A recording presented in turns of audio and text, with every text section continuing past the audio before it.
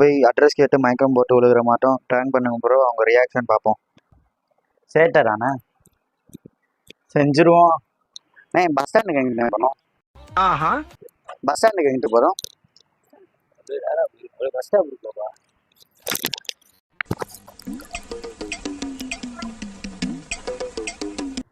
என்ன போகிறது?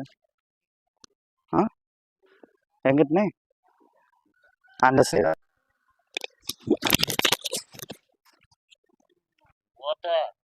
சரசம் பண்றக்கே ஓட்டாப்பே உங்களை பெற்றுறாங்களா? ஒரே நிமிஷம். எஸ் பஸ் ஸ்டாண்டுக்கு எப்படினே போறது? இப்படி போய் அப்படி போப்பா. இந்த ரோட்ல அப்படி போய் அப்படி பாப்பா. தம்பி என்னப்பா?